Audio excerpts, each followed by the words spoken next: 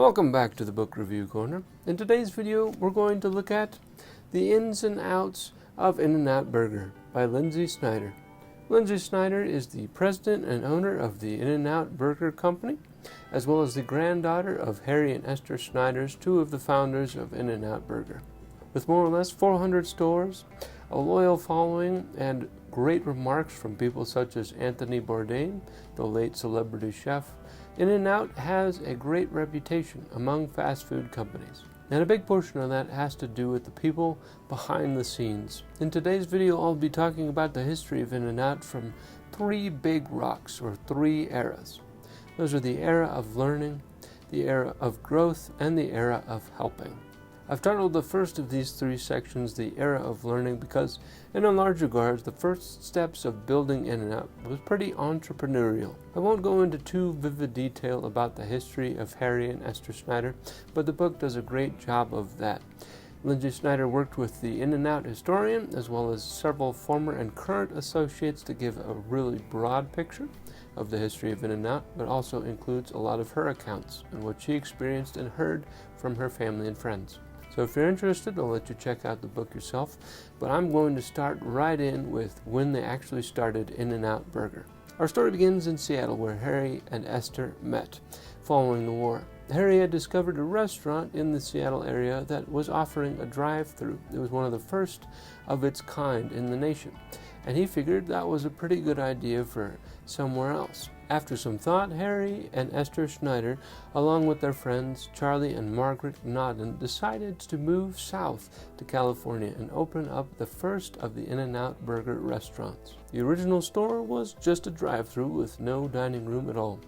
Its idea was that people would drive up to the restaurant, order their food, and drive off away with it.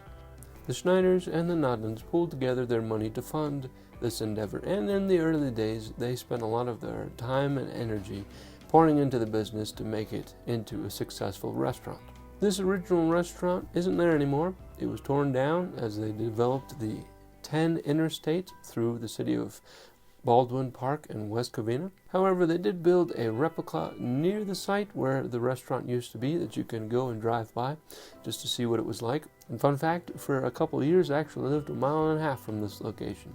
In any case, continuing with this idea that it was an era of learning, In-N-Out was one of the first of its kind in California to be a drive-thru restaurant. It was also one of the first of its kind to offer a two-way radio. In fact, they believe that they are the first restaurant to offer a two-way radio.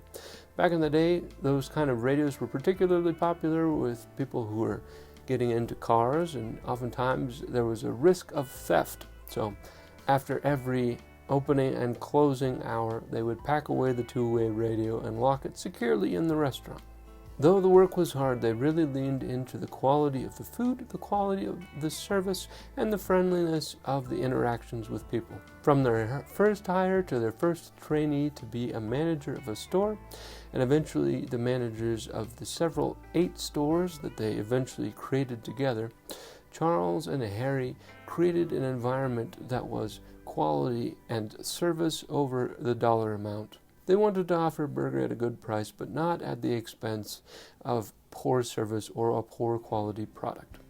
Towards the end of this first era, Charles and Harry, Esther and Margaret had agreed to amicably split the 8 properties, 4 and 4 to each of the families.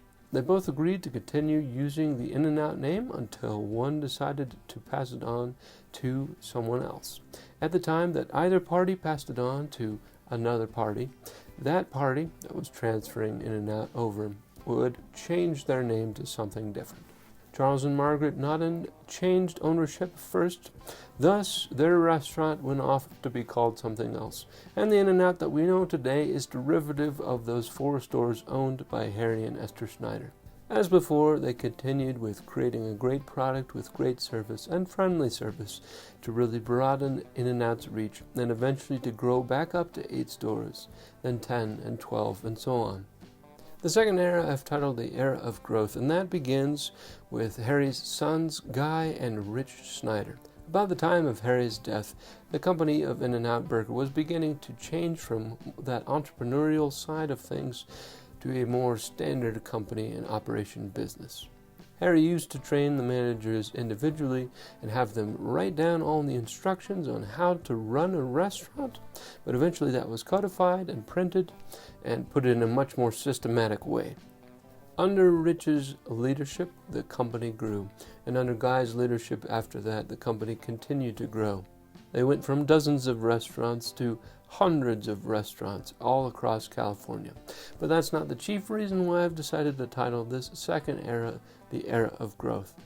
The chief reason why I've decided to title it this is because this was the era when the company became more than just a burger stand. In the book, Lynsi writes that the Snyders had a lot of wonderful memories growing up. However, there were also some painful memories too. Both Guy and Rich felt like there were a lot of hurts surrounding being raised by their father, Harry. He expected them to behave a certain way, often more soldierly, and when they didn't, he was very severe in his punishment. In light of the things that they had been through during their childhood, they decided to create the Child Abuse Fund, which later became the In-N-Out Foundation. Its goals were to help prevent and assist kids who are subject to child abuse, because they had experienced a measure of that themselves. Knowing this era had a lot of hurt. Rich took over day-to-day operations of the company, and while he was alive, he really took the company up in stores and up in sales volume. He was a very jovial guy and a great friend to Lynsi. But there was a rift that developed between he and his brother. Knowing this, as Rich continued to run the company and really make it successful as far as the number of stores, that rift continued to grow and grow. But what's beautiful about this era is that towards the end of Rich's untimely death, he came back to the Lord, and in his time he added Bible verses to In-N-Out and generated a community where he could share his faith with people. Right before his death, he came down to see Lynsi in a performance, and he asked his brother for forgiveness. After Rich's death, when Guy took over, he had his own struggles and his own journey, but he too had growth in heart. The chief reason why I call this the era of growth is because it's the era when the people leading In-N-Out really had growth in heart. It wasn't that in the previous era there wasn't a lot of heart. There certainly was with Harry and Esther, but in this particular era, under the leadership of Rich and Guy Snyder, the company really took on a heart of its own. And that leads me into the third point of the book, the era of helping. This era is still ongoing, but what I really like about this is Lynsi was very honest and open about her own journey and her own struggles in life. Following Guy's untimely death, her brother-in-law took over running the company until Lynsi was ready to assume the role herself, and then he stepped back into the COO to allow her to lead. Lynsi wrote how her heart has grown, how her faith has been strengthened and tested over the years, and how she's leading into today. Lynsi has expanded the In-N-Out Foundation as well as added the Slave to Nothing Foundation with her husband Sean. And together they have focused on helping associates feel heard and welcomed and making the company a great place to work and to grow. Have striven to honor the legacy of Harry and Esther Snyder of training up people so that they can either work up in In-N-Out or go out and do their own thing. She's also honored the legacy of her father and her uncle of growing the company to even more stores and loving on people who are hurt and who need help. And she's trying new things in the spirit of an entrepreneur, leading In-N-Out into the future. Knowing this, I enjoyed the book, and I'm excited to see where In-N-Out winds up in the next 10, 20, 30, and so forth years. I hope you get a chance to check out the book, and I hope you liked this video. If you did, please give it a big thumbs up, and if you haven't done so already, subscribe down below, and I will see you in the next video. Totally.